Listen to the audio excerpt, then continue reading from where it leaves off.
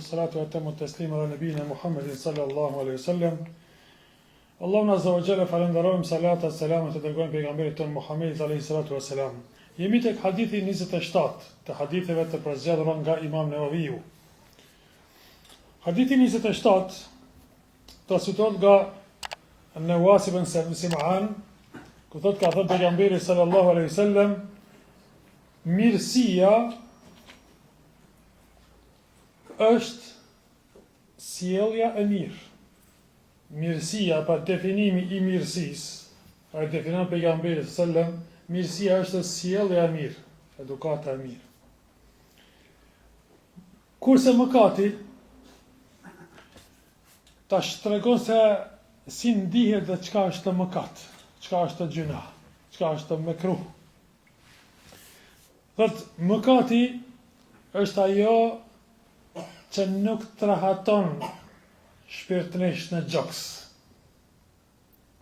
Dhe e ke mërzi ta shikojnë dhe ta dinë njerëzit. Kjo pra quhet mëkat. Me një hadith tjetër të ngjashëm, që ky hadith tjetër është po ashtu hadith i mirë me shumë argumente tjera dhe po ashtu transmetohet prej shumë sahabeve, ku transmetohet nga një person i cili quhet Wabisa, ka ardhur te pejgamberi ka thënë, erdhe që të pyesësh se çka është mirësi edhe çka është mëkat. Thot, po i dërguar Allahut. Thot, pyete zemrën tënde. Mirësia është aty ku qetësohet shpirti edhe zemra.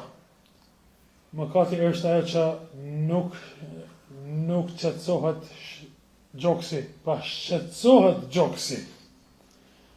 Dhe është një dridhje në zemër.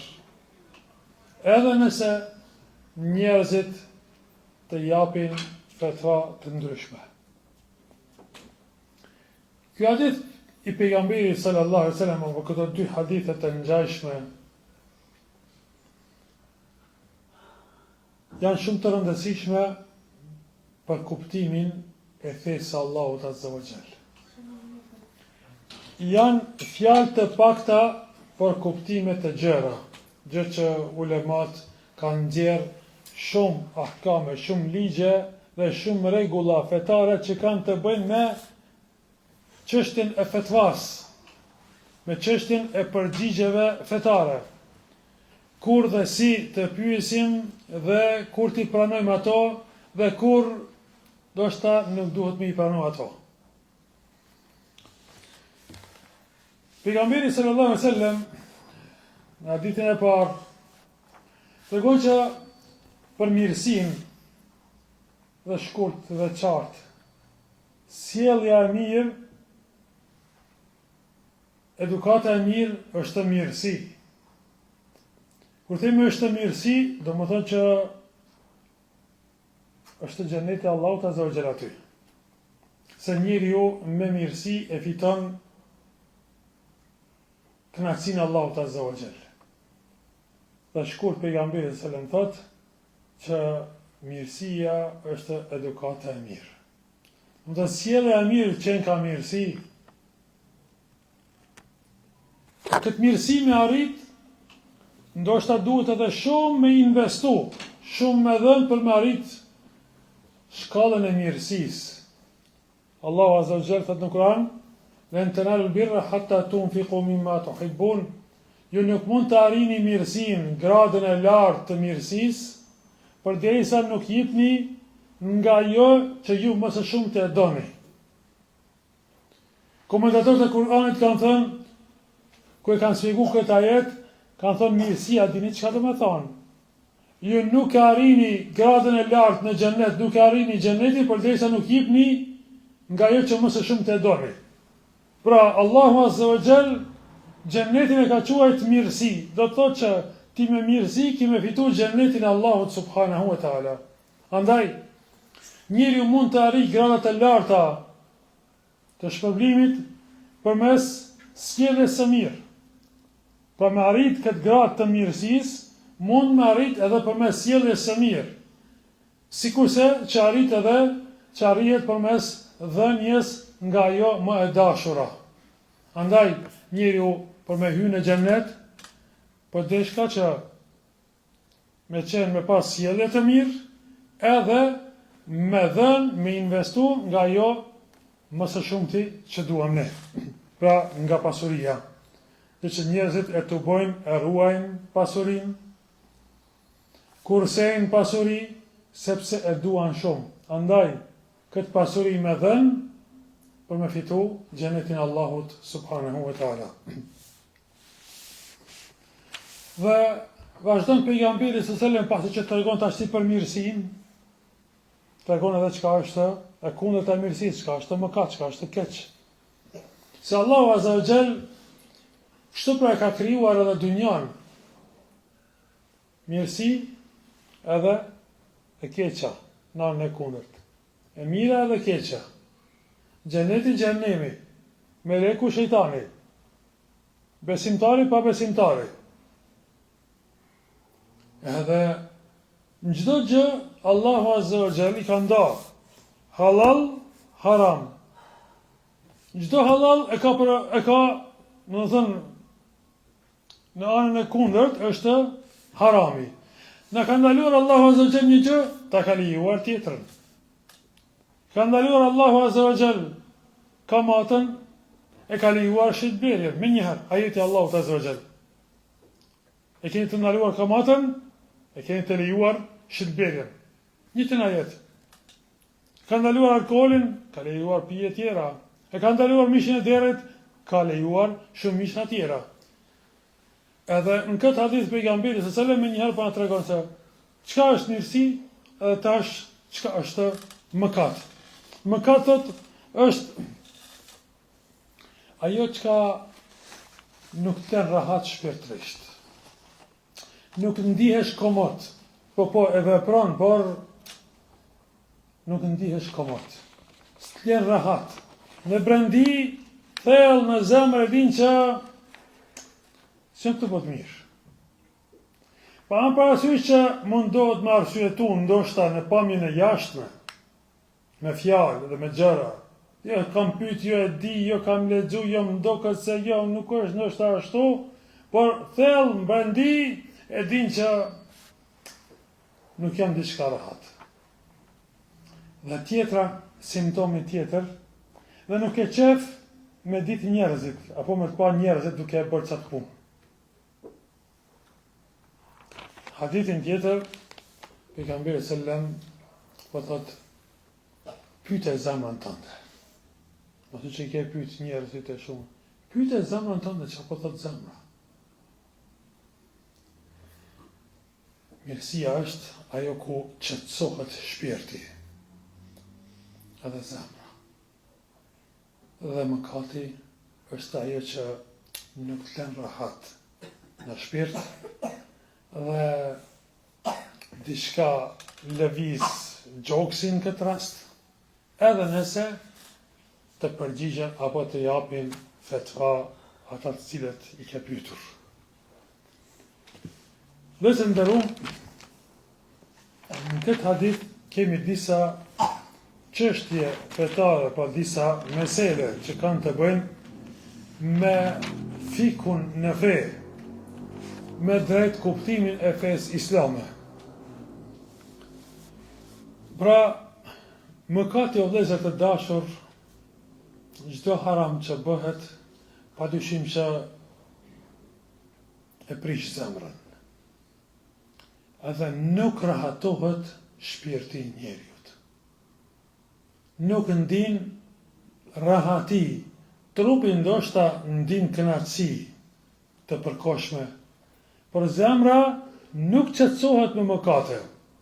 Si do të qetësohet kur pejgamberi sallallahu alajhi wasallam thotë që njeriu kur vepron një mëkat i pikohet një pikë e zezë në zemër. Mëkati tjetër edhe një pikë tjetër, mëkati tjetër një pikë tjetër dhe bëhet e zemër e mbushur me mëkate, sikurse një gotë që është e mbushur me ujë, a pranon me qit diçka? Jo. Por nëse derdhet, nëse është gota e përmbysur, hala ma hiç nuk pranon. Është sigur se një gotë e përmbysur që s'ke mundësi me mbush, që është e mbyllur. Atëherë mo kjo zemër është zemër e përmbysur që nuk pranon këshilla. Edhe mira tek ai konsiderohet e keqe dhe keqja e mirë. Baraspesha ati logjike nuk është më stabil. Ju kanë prish gjërat. Janë ndryshu. Andaj, njëri u mashtrohet, pastaj shkon tek një mëkat tjetër, ndoshta do të arrijë atë kënaqësinë shpirtërore, atë rahati, përsëri nuk e arrin, vetëm se për një çast të shkurt, trupi kënaqet, zemra vetëm se shtohet mëkate, edhe në mendim kënaqësi, gjitha mëkatet i ka bërë, s'janë përsëri rahat. Nuk është rahat se kodi i zemrës, kodi i shpirtit, Allahu Azza wa Jalla ka fry pra shpirtin Ademit alayhis salam. Dhe ky shpirt nuk rahatohet me mëkate. Shpirti, zemra rahatohet vetëm se me fjalën e Allahut Azza wa Jalla, ku është i kënaqur Allahu subhanahu wa taala. Aty ndjen kënaqësi dhe qetësohet shpirti. Përndryshe, ja që këto shka për i thotë pejgamberi sallallahu alaihi wasallam, çdo herë gjoksi është në lëvizje, nuk ka rahati zemra, nuk ka rahati shpirtërore. Dhe jemi duke folë ndoshta për disa mekruhe, për disa gjëra që nuk janë të qarta, se për ato haramet e mëdha kanë shumë peshë të randë në zemrën e njeriut. Sa njerëz të penduar na tregojnë për këto momente të vështira që kanë kaluar të ditës së tyre. Sa që kanë pranuar Islamin tregojnë se ku kanë qenë në për errësirë të dalaletit, të devijimit. Në momentin që e kanë ndi atë kënaqësi të imanit, zemra është qetësuar. Dhe kanë ndi shijen dhe ëmbëlsinë e besimit islam. Pa të arsye pejgamberi sallallahu alaihi wasallam po na tregon neve shkurt se çka ngjan me një njeri i cili vepron ndonjë mëkat e që nuk është i sigurt a është mëkat apo jo, ja çka i ndodh. Edhe kështu të dinaj që ja pra mate me këtë peshore të imanit, me këtë peshorën në zemër që e ke, thellë në zemër të shef që po ta qet aty me të kuqe. Se ja, nuk e pranon këtë zemra. Edhe me qenë se disa më ka thënë, hajde se bën. Hajde se duhani nuk është bashkët harama, dhe është me kruha, më të. Edhe pinë duhanin edhe ndin që se më të për diçka mirë. Ani se më kanë thonë, hajde se gjkna i vogële, apo ma kanë bërë rafsha, apo diçka, apo atjetën, hajde se nuk është shumë gjëna, se kjo është diçka natyraleve, bari, hamutar, dhe s'ka të bëj kur gjë, hamutar. Japin fetva, japin të drejta që shfrytëzoje se kjo nuk ka të bëj me atë haramin që ti po mendon, por jo është diçka e lehtë, mos u mërzit. Por thellë në zemër e din që nuk është duke bërë diçka mirë.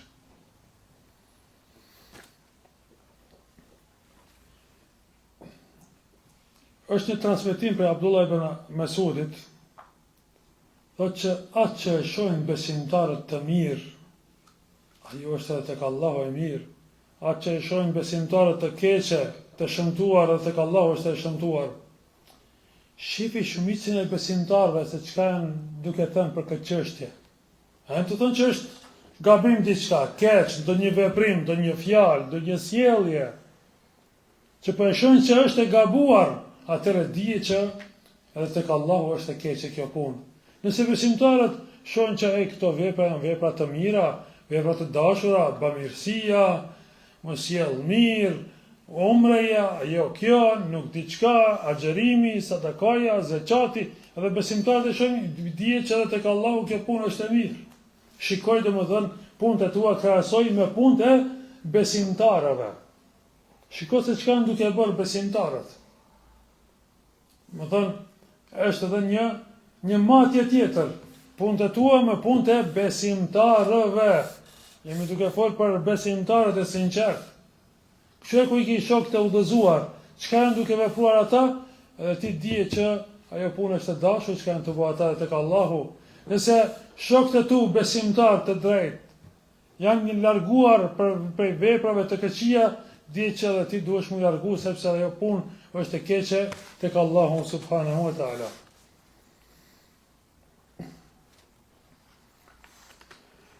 Jemi duke folë këtu në këtë hadith të pejgamberit sallam për një urrejtje të zemrës të shpirtit, për urrejtja që ka të bëj pra urrejtje fetare.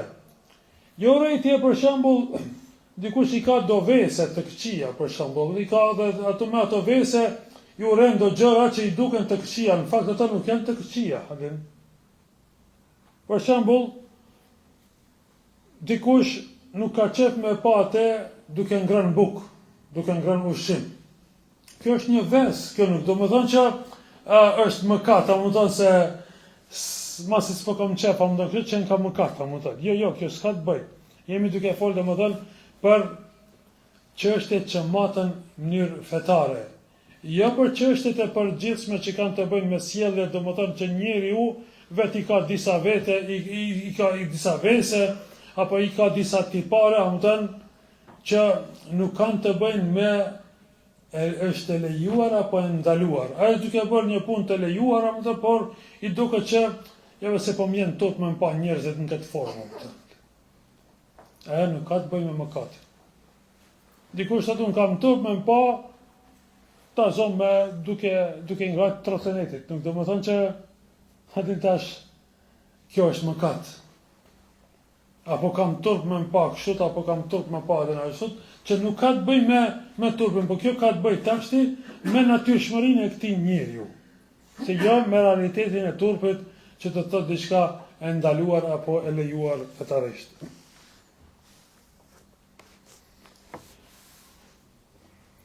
Për mëkatin e vëllezër, po ashtu kemi edhe dy shenja, nga me këto shenja mund të kuptojmë që është ajo punë mëkat që jemi duke bërë apo jo. Tash jemi duke folë për ato punë që nuk kemi duke i ditur argumentet e sakta, apo nuk kemi argumentet e sakta nga Kurani apo nga suneti i pejgamberit sallallahu alaihi wasallam. E para është pra atë që e shohim xhamati, apo populli, apo besimtarët që thamë edhe pak më herët, ata e shohim pra është çështje nga jashtë që shihet. Pra çështje nga jashtë, çështje dukshme. Shokët, xhamati, shumica njerëzve të mirë të udhëzuar, e shohin një veprim të shëmtuar, edhe kjo dihet që është mëkat. Edhe dyta është ajo e mbrëmshme. Domethënë diçka jashtme që shihet dhe e shohin njerëzit, dhe është e dyta e mbrëmshmja. E mbrëmshmja ajo që ti e ndije në zemrën tënde. Ti nuk ndihesh rahat, largoju prej asaj pune.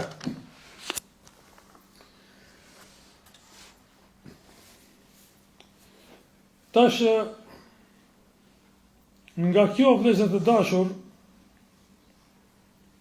a do të thotë që njeriu duhet që ta shikoj zemrën e tij në çdo veprim, sa është mëkat apo jo? Ka rregulla. Jemi duke folur për çështje që nuk ka argumente të sakta nga Kurani apo nga Suneti.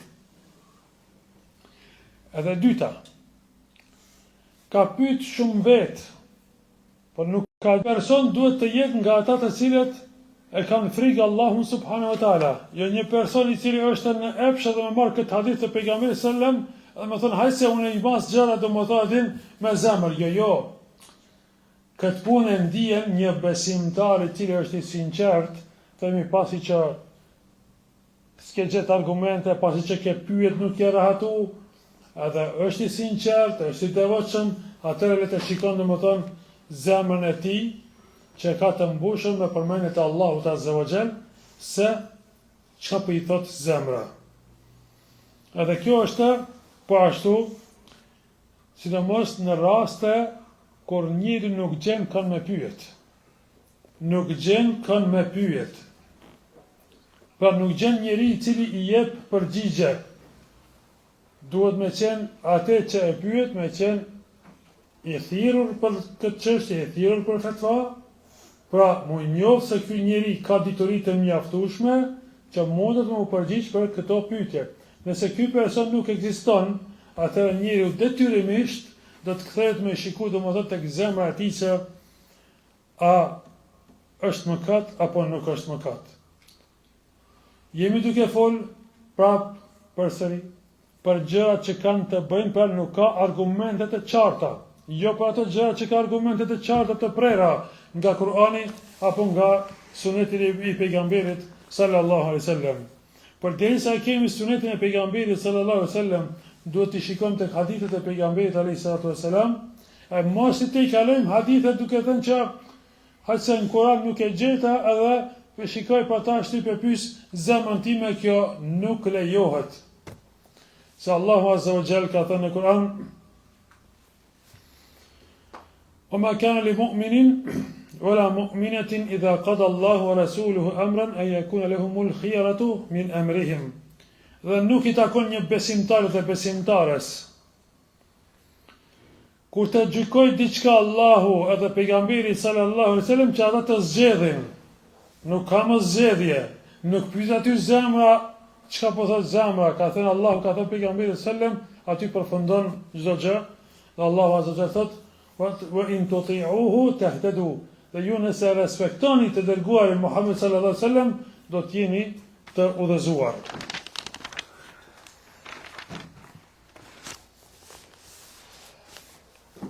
Mesela që dalin nga ky hadith I pejgamberit sallallahu alaihi wasallam është që nuk lejohet të punohet dhe të mirët një fetva e bazuar në epsh dhe kajtje. Nuk lejohet të punohet me një fetva. Hajtë që e pyeta një hoxh, ai më tha kështu. Për ke pyet një hoxh që ndoshta në thojza është hoxh, nuk ka frikë Allahun subhanahu wa taala, nuk ka dituri të mjaftueshme, edhe e ke pyet për një çështje, ta ka bërë rafsh. E dyta, pyetja duhet të jetë pyetje drejt për drejt, jo pyetje që ai pyet si kur e bën, pyetjen e bën disi pyetjen, domethënë të zbukuruar që mi a leju disi. Domethënë I tregon disa domosdoshmëri se nuk kam çare, nuk kam dasi, kështu, don me çdo kush që mi thon ai hoxha hajt se lejohet për ty. E pas ke gjendën ti kështu. Por jo duhet të tregohet, domethënë rasti I drejtë që është. Të pyetet dhe për rastin e drejt ashtu si është në realitet. Edhe pasi ta merr domethënë përgjigjen, ai punon sipas Kuranit dhe Sunetit të pejgamberit sallallahu alaihi wasallam. Nëse nuk ka argumente të qarta për atë mesele që e ka pyet, atëherë pa epsh duhet të kthehet përsëri tek zemra me shikuar që a me vepru ma si më ka thonë me vepru apo ma mirë me lënë. Dhe zë nderuam, kemi çështje në fe, kemi përmend këtë, kemi fetva dhe kemi takva. Në çështjet e fesë kur pyetemi kemi fetva edhe kemi takva. Çka është fetvaja dhe takvaja? Fetvaja ka të bëjë me halalin, ka të bëjë me haramin, ka të bëjë me të lejuarën, do të thonë, dhe të ndaluarën, dhe ka të bëjë me farzin, vajibin, me kruhin. E mi qartë, me obligimet, me detyrimet, apo me ndalesat simas kategorive. Kjo është fetva. Lejohet, nuk lejohet, është me kru, s'është me kru, halal, është obligim. Shëmë, apo sunet. Takvaja, çka është takvaja? Takvaja, po jam duke marrë me një çështje, më kanë thënë që lejohet kjo shit blerja mutadin, ama unë nuk jam diçka rahat, se diçka e dyshim po ndodh. S'ka argumente qarta që më ndalojnë, por unë nuk po ndihem rahat që kjo është takva. Atëre mu largu prej kësaj pune të dyshimt, kjo është takva. Kjo është devotshmëri. Këtu nuk ka të bëjë me ndalimin apo lejimin. sepse shumë dietar thënë duhet mu largua dhe nga halali për shkak të takvas. Shumë halal të lejuara nuk do më thotë që patjetër duhesh mi bo, ani se është halal. Jo, takvaja nuk ma lejon. Për takva se nëse njeriu e liron veten në luks, hajtë se kjo është halal, hajtë se kjo është halal, hajtë se kjo është halal, tani futet në haram. Allahu azza wa jalla ka thënë në Kur'an: "Kulu washrabu wa la tusrifu." Hani pini, është halal me hangër edhe me pi. Po kur mund me kalu në haram? Kur bëhet israf, masraf, që i thënë populli. Teprim. S'patë nevoj, po hajtë se për blej këtë, hajtë se për marrë dhe patë, hajtë se për marrë dhe atë. A patë nevoj? Jo, s'kom nevoj, po hajtë në gjindet në shpi. Pa pas nevoj.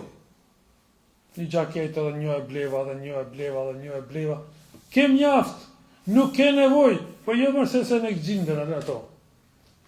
Më thënë, nëse marrim gjëra, blejmë gjëra të lejuara mbi nevojat tona, atëherë dhe e kalon dhe më thënë në luksin e ndaluar. Në kalon në teprim. Edhe nëse është haje, edhe nëse është pije. Më thënë haje dhe pije janë nevoj. Domosdoshmëri apo nevoj. Për të varfën i cili nuk ka, është domosdoshmëri, se më s'ka hadin. është domosdoshëm, për majtë shpirtin me ngrënë dhe me pi. Për njëri cili ka, vjen koha dreka se është ashtë i nevoj. Nuk është domosdoshmëri, që ai nuk është që nuk ka. Ai ka, adhin, por është i uritur dhe ka nevoj të ashtë me ngrënë për sëri. E të ashtë nëse marim dhe blejmë ma shumë se sa që kemi nevoj dhe nuk i shfrytëzojmë ato ushqime, nuk i konsumojmë. Dhe kemi bërë depo, e kemi depozuar në shtëpi. Dhe ato me kalimin e kohës prishen, bajatohen, e duhet mi hedhë, duhet mi gjujt, duhet mi largu, atëherë kemi bërë israf. Kemi tepru, kalën haram. Andaj njeriu mu largu për disa halaleve është takva, është për devotshmërisë. Ani se është halal, por unë duhet ta përkufizoj veten time. Mos ta lejoj veten time të zhytem në për gjëra të lejuara e pastaj të kalon ajo çështje edhe në gjëra të ndaluara. Duhet që a njeri i cili i pyet dietarët ta merret fetvan që është më me argument. Fetvaja e cila është e përgjigjur me argumente më të forta nga Kur'ani dhe nga Suneti i pejgamberit sallallahu alaihi wasallam, dhe të pyetur një hoxh që ka dituri për atë çështje, edhe e din që e ka frikë Allahun subhanahu wa taala. E jo më shku me pyet dikë që nuk ka dituri të mjaftueshme, edhe e din që nuk ka frikë aq Allahun azza wa jall, por vetëm e di që ky ma lejon edhe e pyesi atë. Përsëri ti duhesh me pyet zemrën tënde dhe dije që është mëkat. Edhe nëse ta kanë lejuar ata cilët ta kanë leju, çka ardhën në hadith. Pyet zemrën edhe nëse ta kanë lejuar ata cilët ta kanë leju, ata cilët kanë dhënë fetva në këtë rast. Pra nuk mbaron çështja që unë e kam pyetur edhe një hoxh, e kam gjetë një hoxh që ma ka leju, e kam gjetë përmes internetit, e kam pyet njërin pe këtu dhe atje nuk di ku, edhe në fund botës, as nuk ta din gjendjen, as nuk ta din gjendjen e popullit, as vendit, as edhe ta ka lejuar ndonjë gjë, dhe ky njeri pastaj argumenton thotë unë kam fetva për këtë punë dhe punoj. Kjo nuk lejohet, por duhet të kthehet njeriu dhe të shikoj pastaj zemrën e tij dhe pa epsh. Se me epsh i lejon gjëra të ndaluara. Allahu na zot, Allah na e fal gabimet dhe na drejtoft në rrugën e drejtë, alhamdulillahi rabbil alamin.